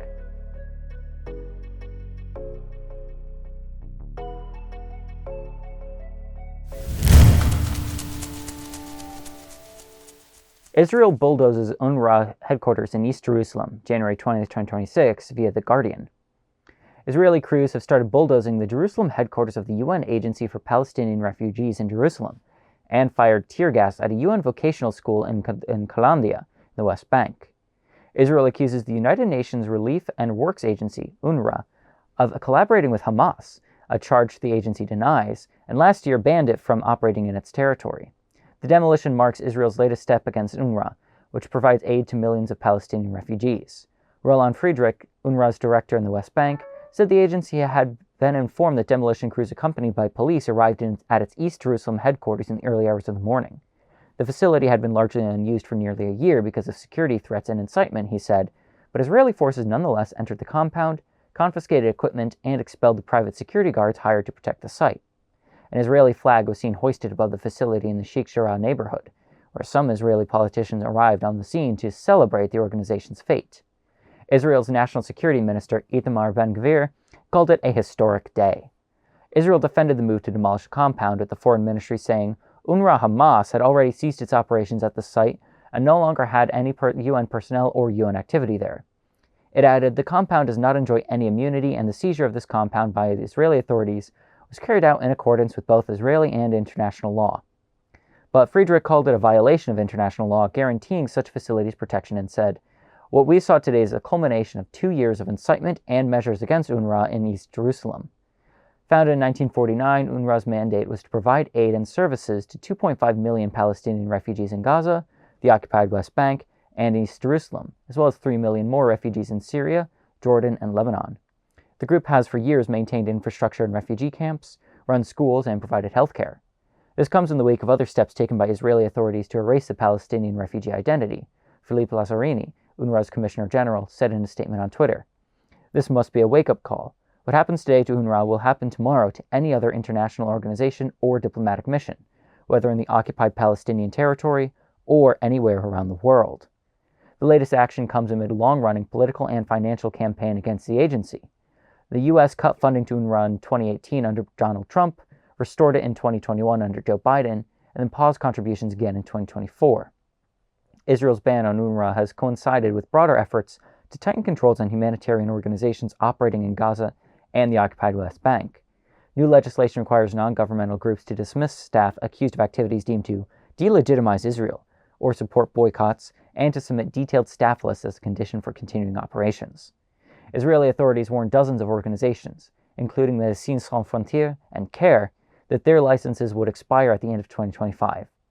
Aid groups have described the measures as arbitrary, warning that further restrictions will fall mostly heavily on a civilian population already facing an acute humanitarian crisis. I'm sorry, but I really hate the Unrwa acronym. It's impossible to say. It sounds bad saying it, and it's complicated to read. I don't know. I really don't like it. But what I really don't like about Unrwa is that it exists because the UN was unwilling to uphold the rights of the Palestinian people. They had to create an entirely new organization to take care of or to provide aid to the displaced Palestinians because they didn't want to acknowledge that they were being ethnically cleansed and victims of Western imperialism. They can't have the rest of the aid programs that helps everybody else in the world. You have to have something entirely new and different in order to pretend that the trauma and tragedy of the Nakba didn't exactly happen the way that we all know that it did. Which is not UNRWA's fault. Obviously, no one running the program was around when it was created in 1949, right? So it's not their fault. It's not the fault of the people involved. It is also horrifying to see the way that Israel is allowed to treat the organization. They call it Unrwa Hamas, because it's everything that Israel doesn't like is Hamas, right? Everything you say anything bad about Israel, you're Hamas. Everyone's Hamas. At this point, you got bees as part of Hamas if they sting an Israeli, right? So, whenever they call it, it's Hamas. I'm sorry, Hamas. Probably shouldn't make fun of their accent, but it's all fake anyway. The entire identity of Israel is bullshit and fake, and the language they made up.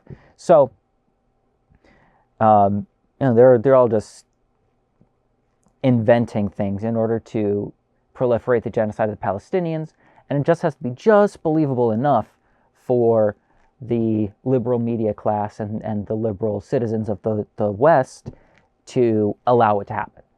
And of course, the conservative citizens of the West are like, oh, they're brown and Muslim, kill them all, right? But you got the liberals who are like, oh no, they're brown and Muslim, kill some of them. What a great world we live in. So, then there's no evidence linking these two organizations together, the political body of Hamas and the UN organization Unrwa, except the accusation that sometimes they employ the same person. But remember, Hamas is a political party and government. If the guy works as an Unrwa school teacher during the day and then at night works for Hamas, chances are he's not fighting Israel, and probably now, but chances are he's doing street sweeping, garbage collecting, tax recording, every other thing that governments do for their people. That's what Hamas does. That's what Hamas did. That's what Hamas will continue to do. It's all the normal stuff that every government does. They're not just a militant organization. They're not a militia. Their armed wing is the Al-Qassam Brigades, fundamentally different from Hamas. They're the military to the government. So, it's like saying, oh, well, this guy's, yeah, sure, this guy works for my school, but also he's a Republican. He works for the Republicans. It's like, yeah, I don't know. He works for the government. If your garbage collector also worked at your school, that doesn't mean your school has Republican infiltrators just because Donald Trump is a Republican and the president. So it's all bullshit. It's all manufactured, and just in order to continue to destroy the Palestinian people and their livelihoods. We're talking millions and millions of refugees that are supposed to be cared for or assisted by Unrwa and are not because Israel won't allow them to do so. And the rest of the world just lets it happen. They just do not care, with the obvious exception of Yemen. And of course, our friends in Hezbollah and Iran doing what they can when they have the opportunity to. Yemen being the only country is actually militarily standing up for the Palestinian people in accordance with UN regulation. No one else is, and no one else cares to.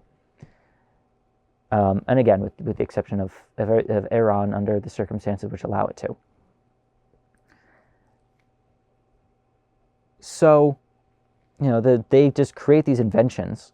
Israel just creates these inventions, these invented stories, these fabrications.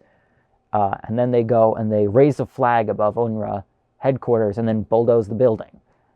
Like they just won some great victory by forcing out UN employees who are just there to help refugees stay sheltered and fed. Because, of course, Israel doesn't want those refugees to exist. They want them dead. Or, at the very least, they'll settle for them being permanently expelled from the country. Their plan of the old will die and the young will forget. That's what they're trying to make happen, and it's not going to work. And it's deeply sickening that they are allowed to do this. But, who is allowing them to do this? Yeah, right now, Donald Trump and the rest of the Western world. I mean, Spain complains on occasion, but hasn't done anything. France, United States, Russia, etc., even China doesn't do anything. But it's not just Trump and the Republicans. Remember, the last time that Unrwa funding was cut by the United States is in 2024. It was an election year, and it was the year Trump was elected for a second term, but it was the year that Joe Biden ran the United States, and the Democrats ran the United States from January 1st to December 31st. That was all Joe Biden, despite the election. Because the United States, Democrat or Republican, is firmly invested in the Zionist project. Because, of course, the Zionist project is an American asset. And Joe Biden, who unquestionably and unilaterally and without complaint funded and exacerbated the genocide of the Palestinians by giving Israel everything they wanted. And his vice president promised to do the same, as did pretty much every single Democrat. I mean, you even have the so-called progressives like Alexandria Ocasio-Cortez voting to send Israel weapons of war and complaining about so-called anti-Semitism when protesters start protest in New York against the sale of stolen Palestinian homes and lands in the West Bank to settlers. So, the Democrats are just as guilty of being genocidaires as the Republicans. Right now, the man in charge is wearing a red tie. Previously, the man in charge was wearing a blue tie. Both of them hate the Palestinian people. Both of them are murderously racist.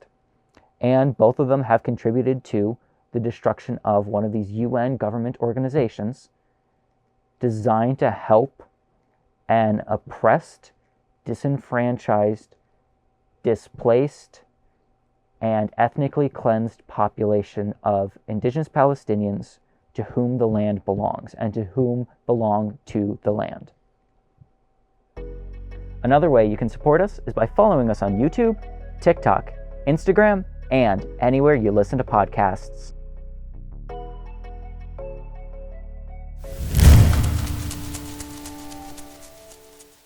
Mamdani calls for abolishing ICE on The View, terrorizing people and wrecking lives.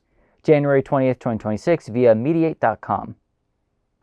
New York City Mayor Zohran Mamdani said he is in favor of abolishing immigration customs enforcement on Tuesday, arguing that the agency is terrorizing people under President Donald Trump's leadership. The Democratic Socialist shared his thoughts on getting rid of ICE during an appearance on ABC's The View. Co-host Alyssa Farah Griffin asked Mamdani In light of recent events, there's been renewed calls from prominent Democrats to abolish ICE. I want to know where you come down on abolishing ICE and if you believe that ICE has any legitimate law enforcement role. Griffin was referring to the shooting death of anti-ICE protester Renee Good in Minnesota earlier this month.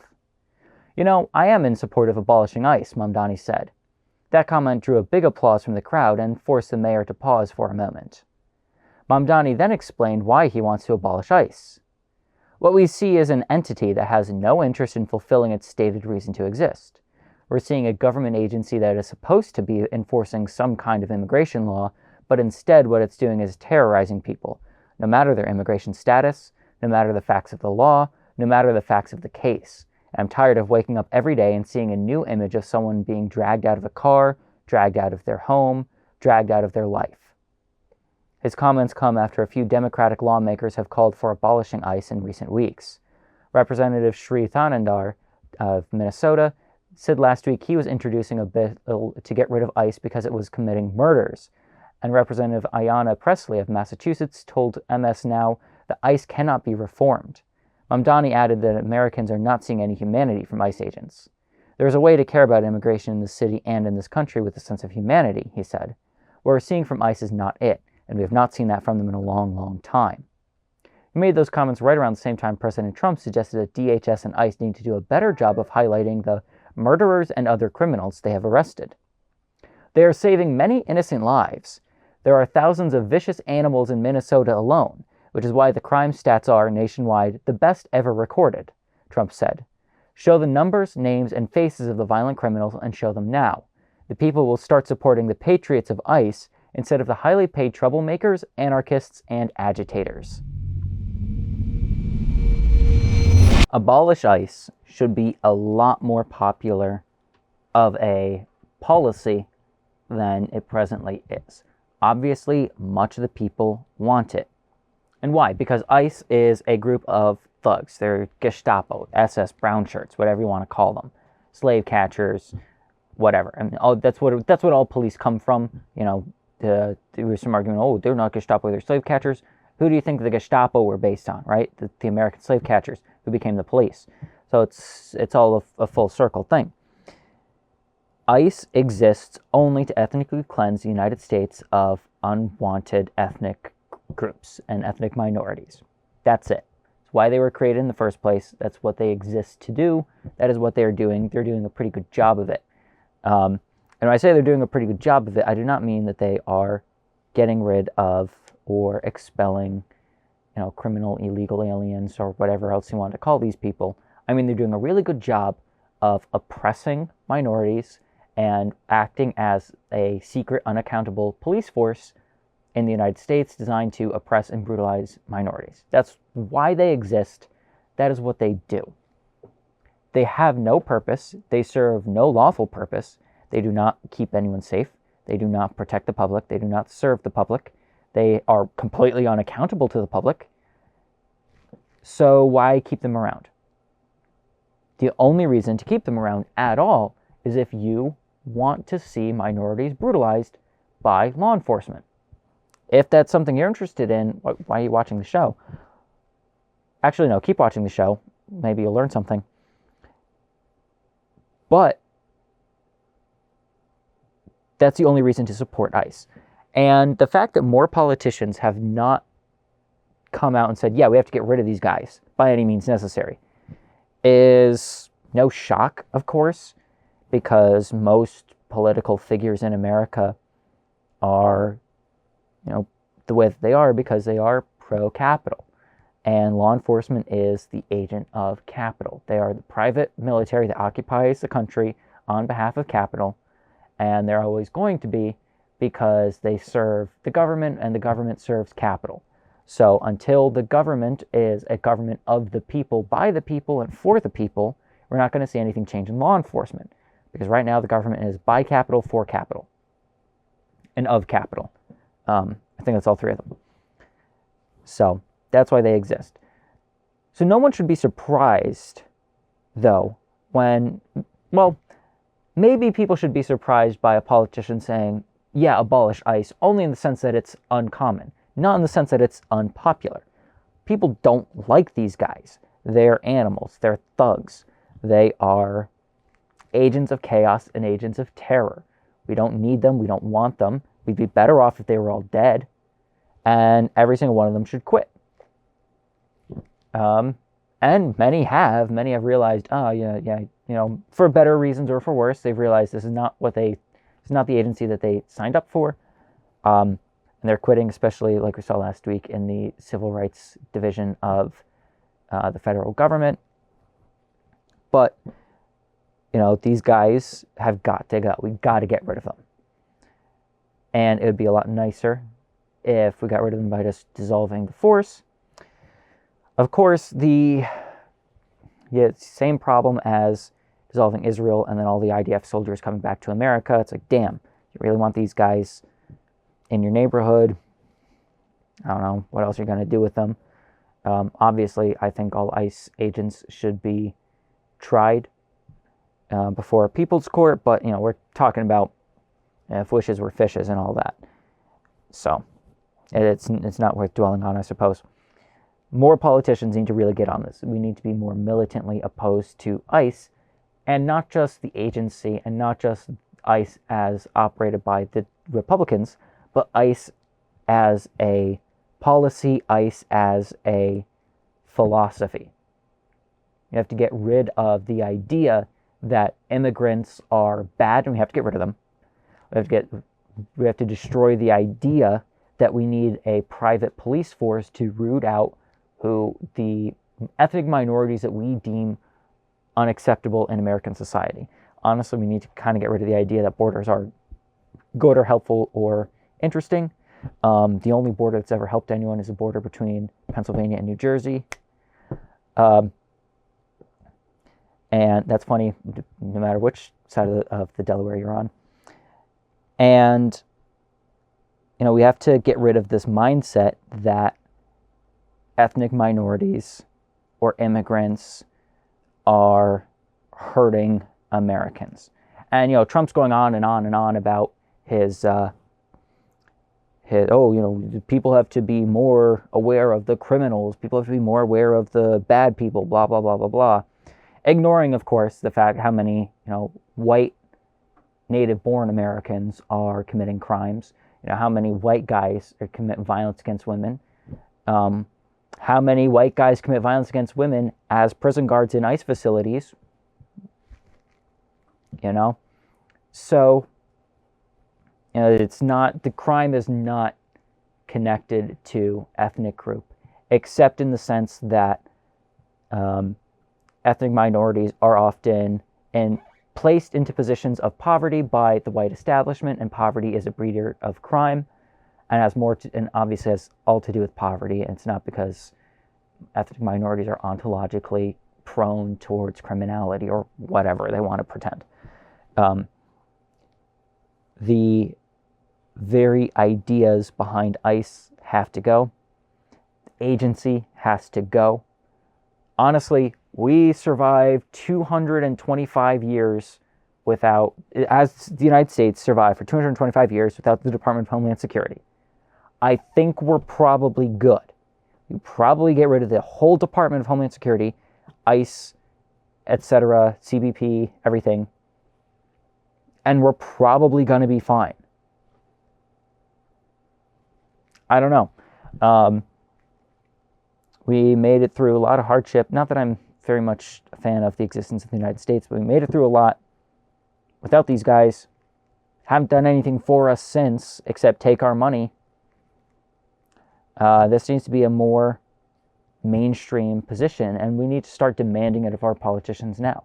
Anyone who isn't going to be against ICE, anyone who isn't going to be for abolishing ICE, probably shouldn't even be considered a legitimate political contender.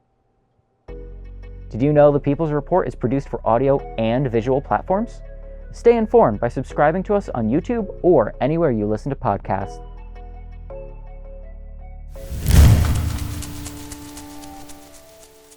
A serious violation. FBI searches home of Washington Post journalist for classified documents. January 14, 2026, via Common Dreams. FBI agents reportedly conducted a search early Wednesday morning at the Virginia home of Hannah Nathanson, as part of an investigation into a federal contractor who is accused of illegally retaining classified documents. The Post reported that the agents seized Nathanson's cell phone, Garmin watch, a personal laptop, and a laptop issued by the newspaper. The warrant stated that the FBI was investigating Aurelio Perez Lugones, a system administrator with top-secret security clearance who has been accused of taking classified intelligence reports to his home in Maryland. The documents were found in his lunchbox and basement, an FBI affidavit said. Politico senior legal affairs reporter Kyle Cheney noted that the criminal complaint regarding Perez Lugones' case does not mention allegations that he gave any classified documents to a reporter. The FBI's search and seizure of a journalist's personal and professional devices appears to be a serious violation of press freedom and underscores why we need to enact greater federal protections for both journalists and their sources, said Clayton Weimers, Executive Director of Reporters Without Borders North America. Attorney General Pam Bondi confirmed the seizure is linked to an investigation into a federal contractor who is alleged to have leaked classified information. It's worth reiterating that we shouldn't have to, that journalists have a constitutionally protected right to publish government secrets. We call for the FBI to immediately return Hannah Nathanson's devices. Jamil Jaffer, the director of the Knight's First Amendment Institute at Columbia University, told the New York Times that the FBI's search in Nathanson's home was intensely concerning and could chill legitimate journalistic activity. There are important limits on the government's authority to carry out searches that implicate First Amendment activity, Jaffer said. As the Committee to Protect Journalists notes in a guide to reporters' legal rights, the Privacy Protection Act of 1980 established high standards for searches and seizures of journalists' materials that are reasonably believed to be related to media intended for the dissemination to the public, including work product materials, e.g. notes or voice memos containing mental impressions, conclusions, opinions, etc., of the person who prepared such materials, and documentary materials, e.g. video games, videotapes, audio tapes, photographs, and anything else physically documenting an event. These materials generally cannot be searched or seized unless they are reasonably believed to relate to a crime committed by the person possessing the materials, reads the guide.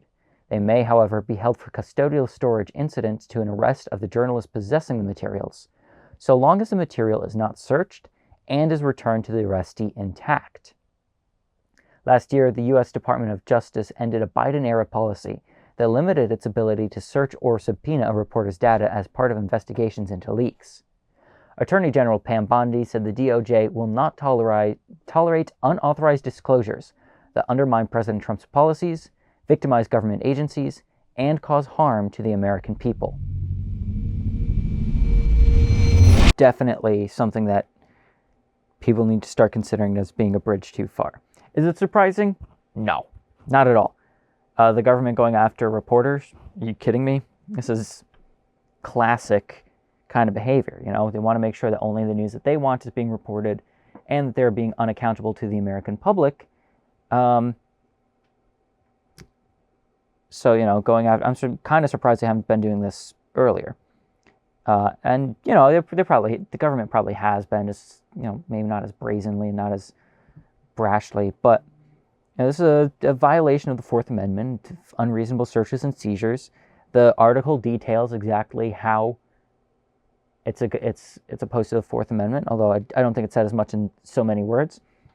You know, journalists are protected from having or from being prosecuted for possessing classified materials, and unless their journalistic materials are, you know, in the modern age, their cameras, their laptops, their computers and such, weren't used in a crime that they committed, or don't have evidence of crimes that they committed, it's illegal to search them, it's illegal to seize them.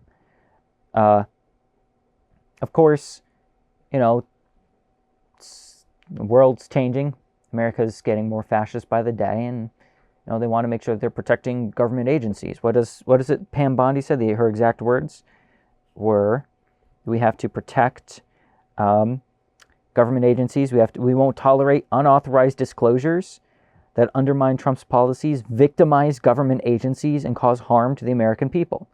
Of course, causing harm to the American people is an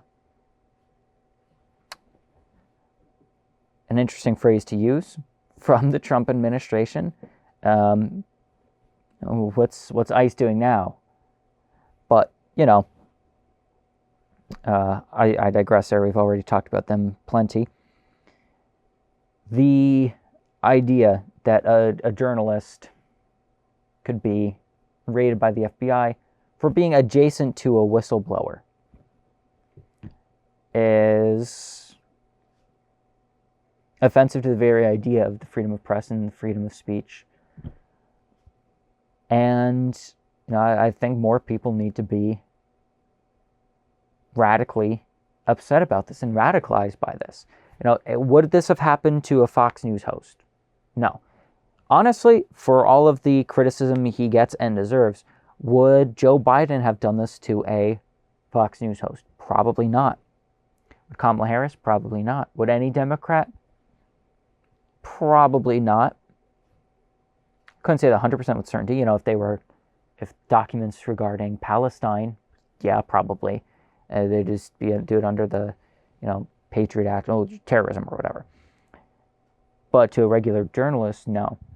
And it's a journalist that is known for reporting on, the sins of the Trump administration. So it's all very clearly politically motivated. Is there anything going to come of it? Probably not. Probably not. They're probably going to get away with it and continue to get away with it. And it's sick. We see a lot of, protect journalists. And we should. Obviously, the United States is not all that concerned with protecting journalists. We've killed how many of them in Palestine? We're happy to kill more.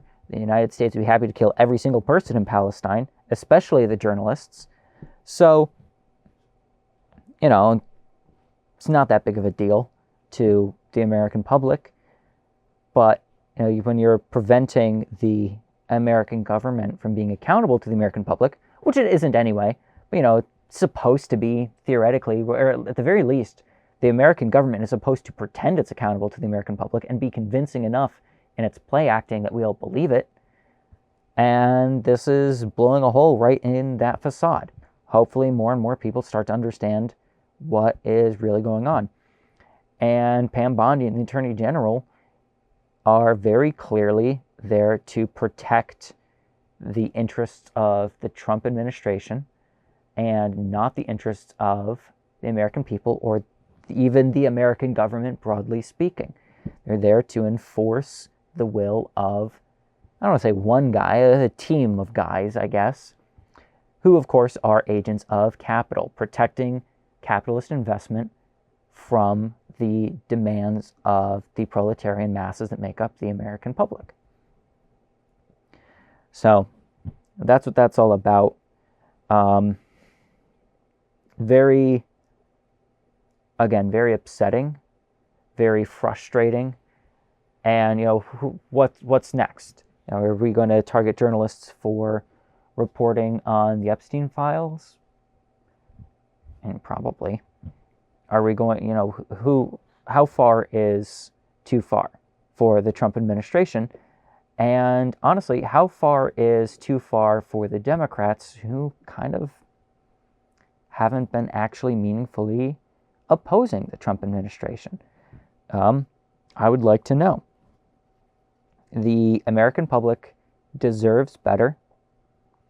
The American public needs better, and it does need legitimate journalists who are going to expose the sins of the United States. I don't think a lot of Americans really understand or appreciate the situation that they are in,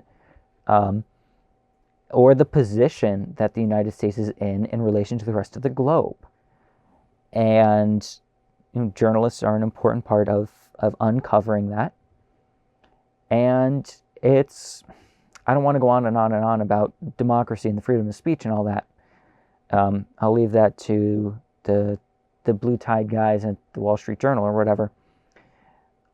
But, it is important for us to be able to have freedom of expression, freedom of speech, freedom of press, and protections from unwanted searches and seizures in order to allow the American public to really be aware of what's going on, what the American government is doing, why and when, and in order to allow the press to actually act as a free press rather than just the mouthpiece of capital.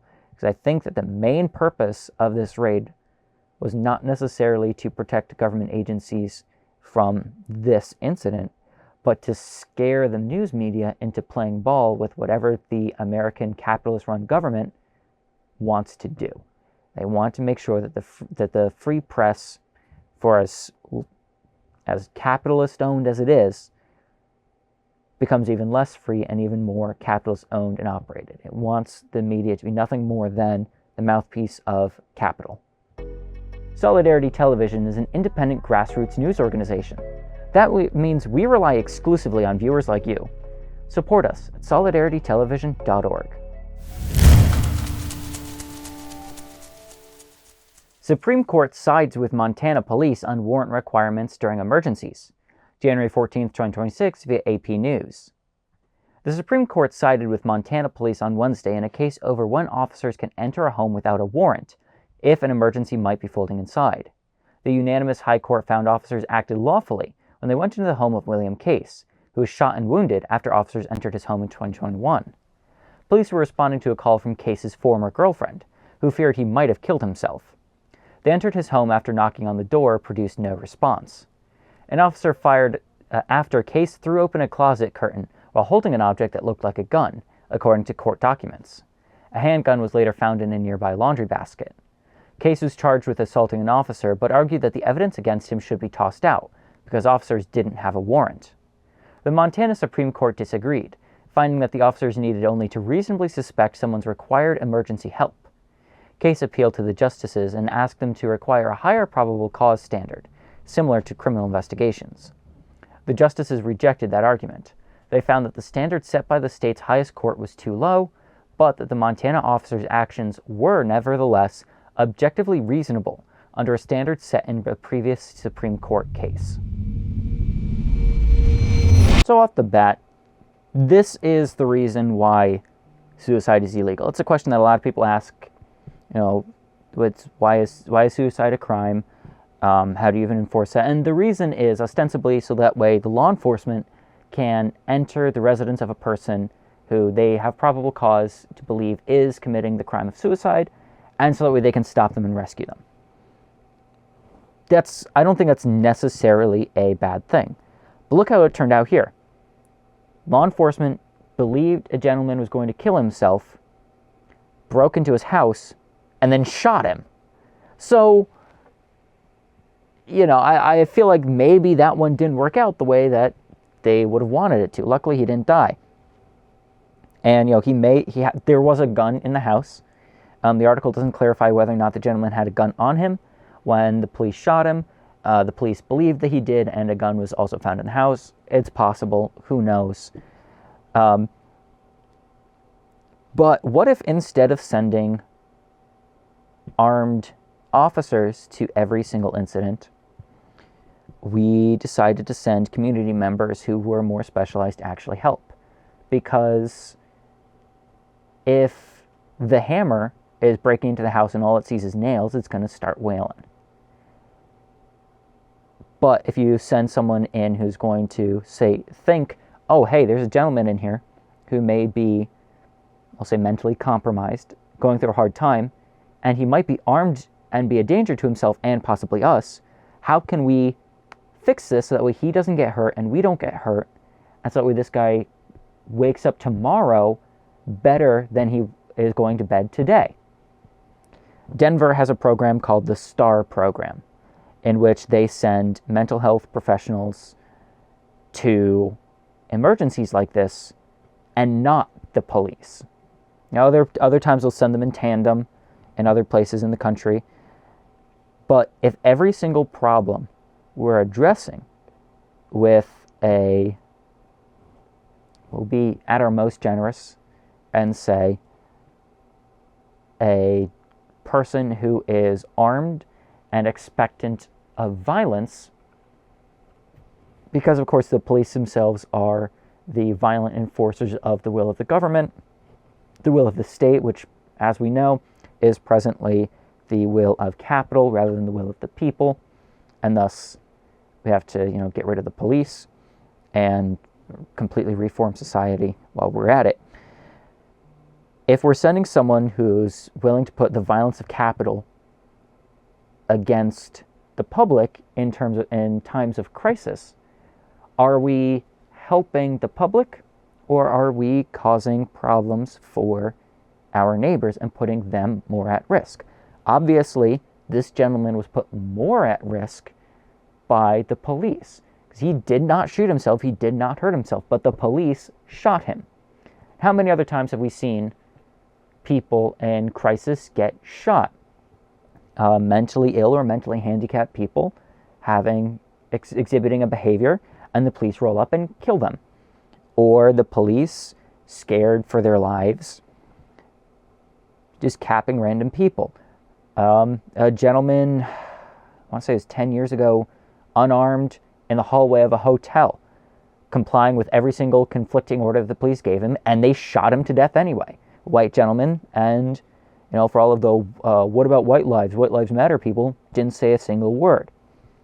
Of course, we've seen many, many, many people, especially ethnic minorities, killed by the police out of violent hatred.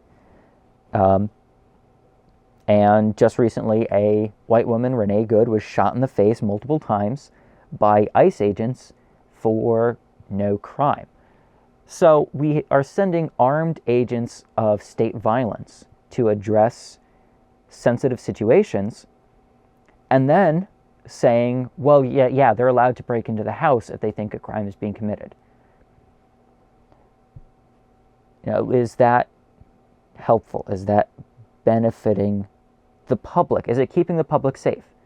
What if they missed? I don't know what this person's residence was like. But let's say they lived in a crummy apartment. The police officers missed and fired 9mm rounds into the next apartment.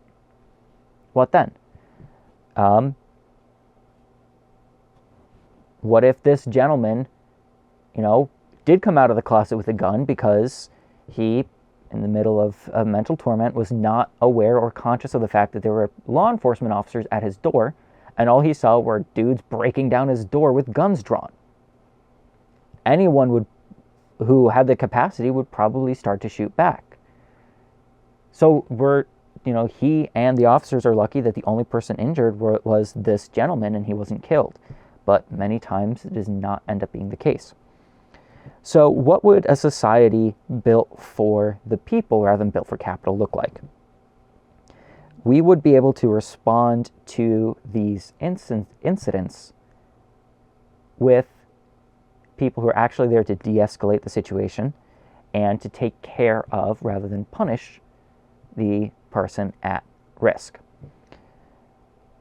Furthermore, the fact that the state has upheld the fact that people can just go in and that law enforcement can just break into your house if they suspect something is going on and then shoot you, and then you get charged for it. The gentleman was charged with assaulting a police officer because they believed he had a gun on him, and then they shot him. He is the one who committed the assault, according to the police charges. I'd love to see that one explained. So, this is what we are, or what the government is allowing the state and its enforcement to do, is violate the sanctity of people's homes due to assumptions, or even maybe we'll say rational beliefs. We'll give the benefit of the doubt. Maybe these officers really did want to help this guy. And due to the fact that they are armed thugs of the state, when they broke down the door, and when they believed this gentleman to be armed, they resorted to what they are expected to do, which is kill people. Luckily, they didn't. But they tried.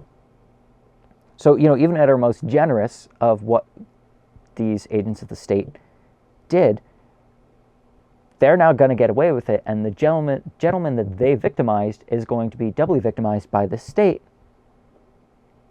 for little to no reason. Again, the article says that they believed he had something that looked like a gun.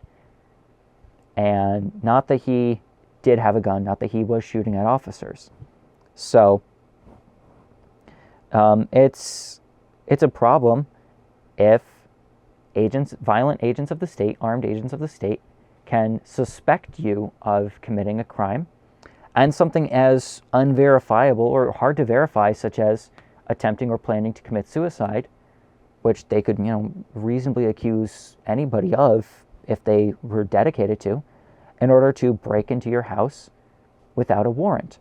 Already, we saw an article, I think just from today, from the AP News, that ICE agents have been told by their higher-ups they kind of don't need a warrant and that they can just go in and arrest people without a warrant from a judge. We're going to have to see how that all shakes out. So, we're already seeing agents of the state being told, yeah, you can kind of fudge your way around this or straight up ignore rules to protect people from having their homes infringed upon. And really, that's what the Third Amendment is really about. Not quartering troops in your home. Troops, the role of the police used to be filled by troops. So, if we think about it in that perspective, the Third Amendment is kind of designed, as is the Fourth for unreasonable searches and seizures, to prevent you from being victimized by the agents of state violence. And presently, the government is not interested in protecting you from it because they are interested in victimizing you with it. Hey, thanks for joining us for this week's episode of The People's Report. Don't forget to subscribe at solidaritytelevision.org. Organizing the working classes of the world, and solidarity forever.